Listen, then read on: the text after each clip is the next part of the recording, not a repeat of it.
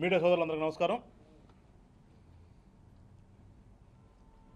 గత కొన్ని రోజులుగా చూస్తున్నాం రాష్ట్రంలో ఈ వైఎస్ఆర్ పార్టీ నాయకులందరికీ ఏమైంది అనేది రాష్ట్ర ప్రజలందరిలో కూడా ఒక క్వశ్చన్ మార్క్. ఇవాళ వీళ్ళు ఎందుకు ఈ విధంగా వింతగా ప్రవర్తిస్తున్నారు? జగన్మోహన్ రెడ్డి గారి దగ్గర మొదలు పెడితే గతంలో మంత్రులు చేసిన వాళ్ళ దగ్గర నుంచి కింద స్థాయి లీడర్ల వరకు కూడా ఏమి మాట్లాడుతున్నారో, ఏ రకంగా ప్రవర్తిస్తున్నారో రాజకీయాలు తెలిసిన వాళ్ళకి కూడా, రాజకీయాల్లో ఉన్న వాళ్ళకి ఎవరికి కూడా అర్థం కాని పరిస్థితి. వాళ్ళ పై నాయకుడు ఏమైనా బట్టలు ఓడదీస్తానంటాడు, మంత్రులు చేసిన వాళ్ళేమో గుంటూరు అటు పక్కన నరుగుతాను, ఇటు పక్కన ఇళ్ల నుంచి లాగుతానంటాడు. మరి మధ్యలో ఉన్న గుంటూరు వాళ్ళు ఏం చేస్తారో చెప్పలా పాపం ఆయన. నేను అనుకుంటా గుంటూరు అంటే వచ్చా అనుకుంటాను ఆయనకి. ఇంకోటి చూసాం నిన్న గతంలో బట్టలొప్ప తీసుకుని తిరిగినాడు. సాక్షాత్ ఎస్పీ ఆఫీసులోనే వీరంగం దృష్టిస్తాడు. అంతమంది పోలీసులు ఉండగా కూడా తన ఇష్టానుసారంగా ప్రవర్తిస్తాడు. ఇట్లా ఎవడికి వాడే మరి రాజకీయ నాయకుల్లాగా ఫీల్ అవుతున్నారా వాళ్ళు? గతంలో వాళ్ళ చరిత్ర ఉంది కదా, జేబులు కొట్టేసినాడు ఒకడు, కబ్జాలు చేసినాడు ఒకడు, దొంగతనాలు చేసినాడు ఒకడు. వీళ్ళందరూ కూడా మళ్ళా అధికారం పోగానే గతంలోకి వెళ్ళిపోయారా? రాజకీయ నాయకులు అయితే రాజకీయ నాయకులుగానే ప్రవర్తిస్తారు, గెలిచినా ఓడిపోయినా, అధికార పక్షంలో ఉన్నా ప్రతిపక్షంలో ఉన్నా. మరి ఏంటో పాపం, వీళ్ళ పాపం ఏంటో కానీ అర్థం కాని పరిస్థితి. వల్ల ఎట్లా ప్రవర్తిస్తున్నారు, ఏం చేస్తున్నారు, ఏం మాట్లాడుతున్నారు, ఎందుకు ఈ రకంగా వింత ప్రవర్తన చేస్తున్నారు? రాష్ట్ర ప్రజలైతే అయోమయంలో ఉన్నారు. ఈ వైఎస్ఆర్ పార్టీలో మేధావులని చెప్తున్న కొంతమంది ఉన్నారు కదా, ఆ మేధావులు మరి ఏం చెప్తారో ఒకసారి వేసి చూడాలి. చెప్పాలని చెప్పేసి నేను కూడా డిమాండ్ చేస్తున్నాను జనసేన పార్టీ నుంచి. ఏంటి రా బాబు, అసలు మీ బాధ ఏంటి, మీ ప్రవర్తన ఏంటి, ఎందుకు మీరు ఏ రకంగా ప్రవర్తిస్తున్నారు? వీళ్ళ మేధావులని చెప్పుకున్న కొంతమంది ఉన్నారు కదా, మీరందరూ కూడా ఒకసారి ప్రెస్ ముందుకు వచ్చి ఏంటి మీ ప్రాబ్లం ఏంటి అనేది ఒకసారి ప్రజలకి వివరిస్తే కొంచెం ప్రజలు కూడా అర్థం చేసుకుంటారు. చూసాం గతంలో తండ్రి హయాంలోనేమో ఐఏఎస్లు అందరూ కూడా ముద్దాయిలు అయ్యి కోర్టుల చుట్టూ తిరుగుతున్నారు. ఈ రోజున కొడుకు హయాంలో ఐపీఎస్లు అందరూ ముద్దాలు అయ్యి కోర్టుల ఉండి తిరుగుతున్నారు. అంటే అక్కడ కూడా పంచుకున్నారు. పెద్ద ఆయన కదా, పెద్ద వాళ్ళని, చిన్న వాళ్ళని. ఆ రోజున ఐఏఎస్లు, ఈ రోజున ఐపీఎస్లు. దీనంతటికీ కారణం ఏంటి? ఇదంతా కూడా ఎక్కడ జరుగుతుంది? మీరు చేసినటువంటి వ్యవస్థల్ని నాశనంలో చేసినటువంటి భాగం కదా ఇదంతా. ఆ రోజున మీరు చెప్పుకునే మహానాయకుడు అనేటప్పుడు ఆ రకంగా నాశనం చేశారు. ఇవాళ సింహము, పులులు, మగధీరుడు అని చెప్పుకునే ఈ యొక్క నాయకుడు హయాంలోనేమో ఐపీఎస్లందరినీ కూడా బలి చేసి పోలీస్ వ్యవస్థని నిర్వీర్యం చేసి నాశనం చేసి ఇవాళ మళ్ళా తిరిగి అదే పోలీస్ వ్యవస్థ మీద ఇష్టానుసారంగా మాట్లాడతాం. నువ్వు మాట్లాడే దాని విధంగానే వాళ్ళకి వత్తాసు పలుకుతున్నారు, వీళ్ళ కార్యకర్తలా పనిచేస్తున్నారని చెప్పి జగన్మోహన్ రెడ్డి గారు నీ యొక్క నిర్వాహకం వల్లే కదా ఇవాళ ఎంతమంది ఐపీఎస్లు సస్పెండ్ అయ్యారు, ఎంతమంది ఐపీఎస్ల మీద కేసులుంటే వాళ్ళు రోజు హైకోర్టు చుట్టూ ముందస్తు బెయిల్ కోసం తిరుగుతున్నారు, ఎంతమంది విచారణకు హాజరు కాకుండా తప్పుకుని తిరుగుతున్నారు. ఇదంతా తమరు ఘనకార్యాలే కదా. మీరు గతంలో చేసినటువంటి వ్యవస్థ నిర్వీర్యం చేసినటువంటి భాగమే కదా ఇవాళ వచ్చి ఎవరిని తప్పు పడతావు నువ్వు? నిన్నటిదాకా నీకు చేపించుకుని నీ కోసం వాళ్ళంతా జీవితాలు నాశనం చేసుకున్న వాళ్ళే మళ్ళా తిరిగి వాళ్ళనే పోలీసులను బట్టలొప్పదిస్తానని చెప్పేసి దిగజారి మాట్లాడుతున్నామంటే ఒకసారి పోలీస్ వ్యవస్థలో ఉన్నటువంటి మీరు కూడా అర్థం చేసుకోండి. జనసేన పార్టీ నుంచి కోరుతున్నాం. ఇవాళ పోలీస్ వ్యవస్థలో ఉన్నటువంటి ఉద్యోగులందరూ కూడా మీరు కూడా ఒకసారి అర్థం చేసుకోండి. గతంలో ఎట్లా చేశారు, ఇవాళ ఎవరి కోసమైతే మీరు ఆ రోజున చేశారో ఇవాళ ఆయన ఏ రకంగా మాట్లాడుతున్నారు, ఇవాళ కూటమి ప్రభుత్వం ఏ రకంగా మిమ్మల్ని కాపాడుతుంది, మీకోసం వాళ్ళ మీద మేము మాట్లాడాల్సి వస్తుంది, వాళ్ళతో మాట్లాడాల్సి వస్తుంది. ఒకసారి అర్థం చేసుకుని ప్రజల కోసం పని చేయండి అని చెప్పేసి నేను కోరుతున్నాను జనసేన పార్టీ నుంచి మిమ్మల్ని అందరినీ కూడా. ఏ వ్యవస్థ చూసినా నాశనం చేసావు కదా. ఇవాళ ఈ దిగజారుడుతనానికి రాష్ట్రంలో ఇట్లా రాజకీయాలు నాశనం అయిపోతున్న కారణం ఎవరు? జగన్మోహన్ రెడ్డి గారు, మీరు కదా.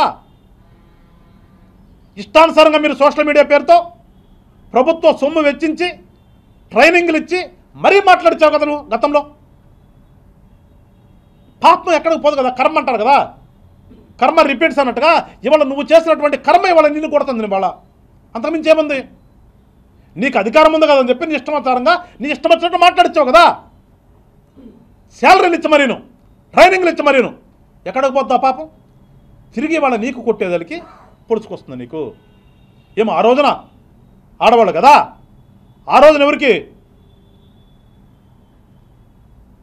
హక్కులు లేవా?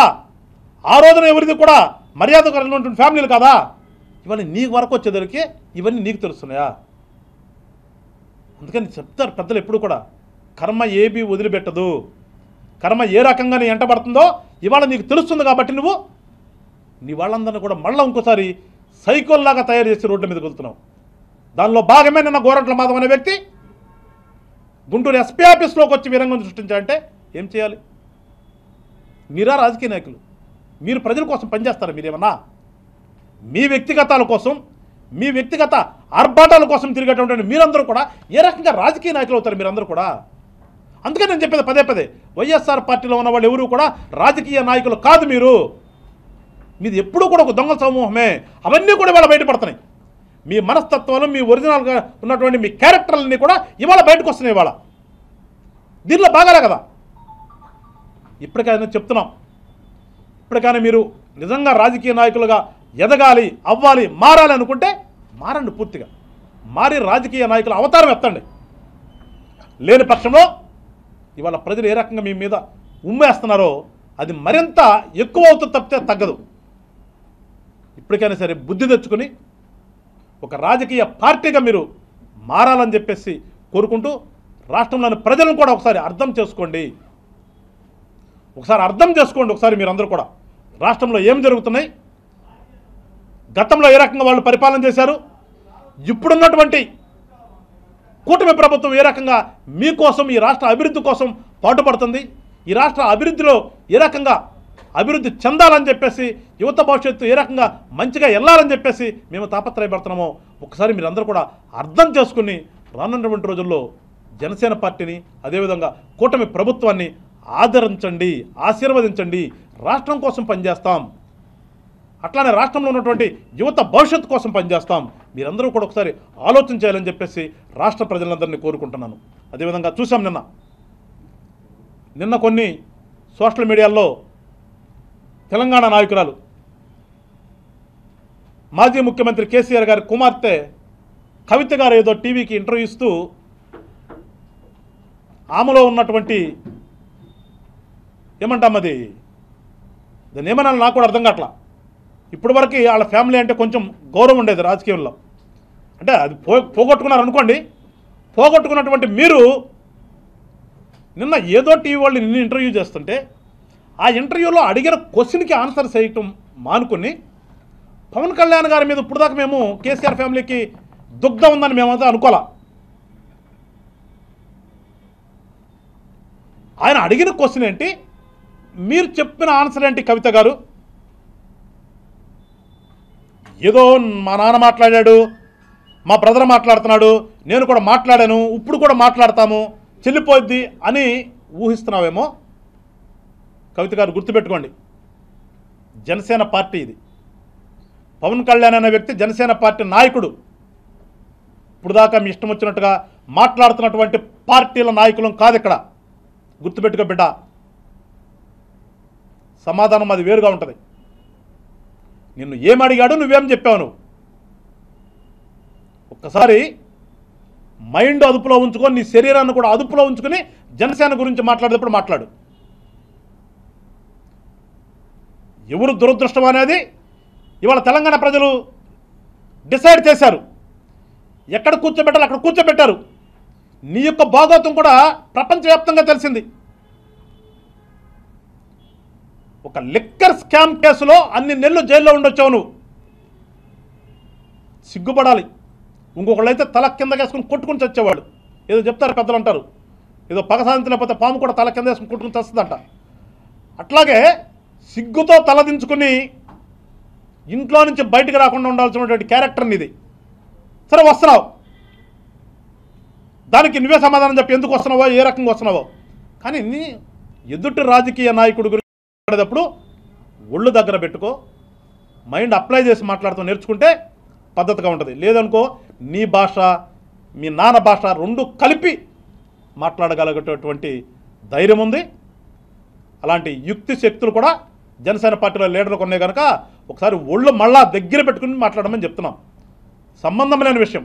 ఏ రోజున కూడా జనసేన పార్టీ నుంచి నిన్ను కానీ నీ అన్నను కానీ మీ నాన్న గురించి కానీ కించపరుస్తూ చిన్న మాట కూడా మా లీడర్లు ఎక్కడ కూడా మాట్లాడాల, ఎక్కడా మాట్లాడేంతవరకు. ఇలా పవన్ కళ్యాణ్ గారిని చెప్తే నా రాజకీయ జీవితం అంతా కూడా అయిపోయింది తెలంగాణలో, మళ్ళీ పవన్ కళ్యాణ్ గారి గురించి మాట్లాడితే నన్ను సోషల్ మీడియా వాళ్ళందరూ కూడా ఎక్స్పోజ్ చేస్తారు అని పిచ్చి భ్రమలో ఏమైనా మాట్లాడుతున్నామో. ఎక్స్పోజ్ చేసే సంగతి పక్కన పెట్టి తల్లి, ఏ రకంగా ఎక్స్పోజ్ చేయాలో ఆ రకంగా మా వాళ్ళు ఎక్స్పోజ్ చేస్తారు. తర్వాత నీ అంతా నువ్వే మూసి నదిలో దూకి ఆత్మహత్య చేసుకునే పరిస్థితికి వస్తుంది. అంతదాకా తెచ్చుకో మాకు. ఎందుకంటే జనసేన పార్టీ గురించి మాట్లాడేటప్పుడు చాలా ఒళ్ళు దగ్గర పెట్టుకుని మాట్లాడితే మంచిది. నీకులాగా దోచుకుంటానికి అధికార దాహంతో తెలంగాణ ప్రజలను రెచ్చగొట్టి చంపి దాని మీద ఏర్పడినటువంటి పార్టీ కాదు జనసేన పార్టీ. జనసేన పార్టీ ఈ రాష్ట్రంలో ఒక మార్పు రాజకీయాలు తీసుకొచ్చి రాష్ట్ర అభివృద్ధి కోసం, పిల్లలకి మంచి భవిష్యత్తు ఇష్టం కోసం పుట్టినటువంటి పార్టీ. నువ్వు పిల్లల్ని రెచ్చగొట్టి చంపి వాళ్ళ మీద పునాదులతో వచ్చి అధికారంలో కూర్చుని ఇష్టానుసారంగా తెలంగాణను దోచేస్తే ఇవాళ తీసుకెళ్ళి ఎక్కడ కూర్చోబెట్టారో తెలుసుకుని మాట్లాడితే పద్ధతిగా ఉంటుందని చెప్పేసి కవిత గారికి వార్నింగ్ అనుకుంటారా మీరు, హెచ్చరిక అనుకుంటారో ఏదైనా సరే మీ భాషలో మీరు అనుకోండి. జనసేన గురించి మాట్లాడేటప్పుడు మరొకసారి చెప్తున్నా, ఒళ్ళు దగ్గర పట్టుకుని మాట్లాడండి చెప్పేసి ఎతగలుగుతూ మరొకసారి ఆంధ్ర రాష్ట్ర ప్రజలందరినీ కూడా పేరు పేరున అందరికి కూడా కోరుకుంటూ జనసేన పార్టీని మీరు ఆశీర్వదించండి. ఖచ్చితంగా ఈ రాష్ట్రంలో ఒక మార్పు తీసుకొస్తాం. అభివృద్ధి ఏ రకంగా జరుగుతుందో దానికి మేము మీ తరపున అప్పుడు కూడా చెప్పాం, కూటమి కట్టేటప్పుడు మీ అందరి తరపున బాధ్యత తీసుకుంటామని చెప్పాం. ఈ రోజుకి చెప్తున్నాం, బాధ్యతగా మేము మెరుగుతాం, బాధ్యత తీసుకుంటాం. రాష్ట్రాన్ని అభివృద్ధి పదంలో ముందుకు తీసుకెళ్లే విధంగా మీకోసం పనిచేస్తాం. పిచ్చి పిచ్చి పార్టీలన్నింటినీ కూడా పక్కన పెట్టి జనసేన పార్టీని ఆశీర్వదించాలని చెప్పేసి కోరుకుంటూ సెలవు తీసుకుంటాను. జై హింద్, జై జనసేన. వైఎస్ఆర్ పార్టీలో ఉన్న వాళ్ళు రాజకీయ నాయకులు కాదని నేను అనేది ఇందుకే. అతను నిజంగా రాజకీయ నాయకుడైతే గతంలో ఒకసారి ఎంపీగా చేసినటువంటి వ్యక్తి నిన్న చేసినటువంటి చేష్టలు చూసాం. పోలీసు వాహనాలకి అతని వాహనం అడ్డం పెట్టడం, సాక్షాత్ ఎస్పీ ఆఫీసులోనే దిగి పోలీసు కస్టడీలో ఉన్నటువంటి ఒక వ్యక్తి మీద దాడి చేసే ప్రయత్నం చేయటమే కాకుండా మాకు అప్పగించండి అని చెప్పి కేకలేయటమంటే, నిన్నెవరు అడగలేదనా, నిన్ను అప్పగించలేదనా మేము అంటే మాకు వాళ్ళకున్న తేడా ఒకసారి గమనించండి. మీకు మా రాజకీయ పార్టీలు, రాజకీయ నాయకులు అంటే కొట్టుకోవడానికి, తిట్టుకోవడానికి, రోడ్లంటబడి నాన్న యాగి చేయటానికి కాదు ఉండేది. ఒక మంచి సంస్కృతిని రూపొందించి ప్రజలకు మంచి చేయాలి, రాష్ట్రాన్ని అభివృద్ధి చేయాలనే ఆలోచనతో ఉండేది రాజకీయ నాయకుడు. కానీ వాడు రాజకీయ నాయకుడు కాదు కదా, అందుకని నేను ఆ రకంగా చేశాడు. ఖచ్చితంగా డిమాండ్ చేస్తున్న వాళ్ళ పోలీసు వారిని కూడా మీరు చట్ట ప్రకారం అతని మీద చర్య తీసుకోండి. కూటమి ప్రభుత్వం ఎప్పుడూ కూడా పోలీసు వారిని గౌరవిస్తాం. పోలీసులు మేము చెప్పేది కూడా ఒకటే, మీ విధులు మీరు సక్రమంగా నిర్వర్తించండి. ఆటలో ఏదైనా ఆటంకాలు అయితే దానికి మేము సపోర్ట్గా ఉంటామని చెప్పాం. కానీ ఎక్కడా కూడా కూటమి నాయకులకు మీరు సపోర్ట్ చేయండి, జగన్మోహన్ రెడ్డి గారు మాట్లాడినట్టుగా వెళ్ళిపోయిన వాళ్ళని ఏదో ఇబ్బంది పెట్టండి అని ఏ రోజున మేము చెప్పలా. అది గతంలో వాళ్ళు చేశారు, ఇవాళ ఆ పాపాన్ని అనుభవిస్తున్నాడు జగన్మోహన్ రెడ్డి. మేము పదే పదే చెప్తున్నాం, పోలీసు వ్యవస్థ అనేది ఉన్నటువంటి వ్యవస్థల్లో ఇంపార్టెంట్ అయినటువంటి వ్యవస్థ మన ప్రజాస్వామ్యంలో. అందుకని మీ డ్యూటీ మీరు చేయండి అనే పదే పదే చెప్తున్నాం. ఈ రోజున కూడా కూటమిలో ఉన్నటువంటి తెలుగుదేశం పార్టీకి సంబంధించినటువంటి వ్యక్తి అసభ్యకర పోస్టులు పెడితే తెలిసిన వెంటనే వాళ్ళు అతను సస్పెండ్ చేయటమే కాకుండా వాళ్ళ ఆఫీసు నుంచే పోలీసులు సుమోటోగా కేసు కట్టి అతను అరెస్ట్ చేయమని చెప్పి డైరెక్షన్ ఇవ్వడం జరిగింది. గతంలో ఎప్పుడైనా జగన్మోహన్ రెడ్డి గారు ఏమైనా పని చేశాడా? ఇలాంటి పని జగన్మోహన్ రెడ్డి గతంలో చేస్తుంటే ఇవాళ ఆంధ్ర రాష్ట్రంలో ఈ పరిస్థితి రాదు కదా. మేము అదే కదా పదే పదే చెప్తుంది. అందుకని జగన్మోహన్ రెడ్డి గారి పార్టీకి, ఆ పార్టీలో ఉన్న నాయకులకి, కూటమిలో ఉన్న నాయకులకి అంత తేడా ఉంటుంది. ఇవన్నీ కూడా రాష్ట్ర ప్రజలు గమనిస్తున్నారు. ఆ దిశగా మేము ముందుకెళ్తాం. ఖచ్చితంగా నిన్న చేసినటువంటి గోరంట్ల మాధవ్ అనే వ్యక్తి ఎక్స్ ఎంపీ చేసినటువంటి పని ముమ్మాటికి కూడా అనాగరిక చర్య. అతను పోలీస్ డిపార్ట్మెంట్ నుంచి వచ్చాడు. అతని మీద నిజంగా ఏ రకంగా అయితే యాక్షన్ తీసుకోవాలో దానికి మించి కోర్టు పర్మిషన్ తీసుకుని యాక్షన్ తీసుకోవాలని చెప్పేసి కూటమి తరపు నుంచి మేము కూడా కోరుతున్నాం.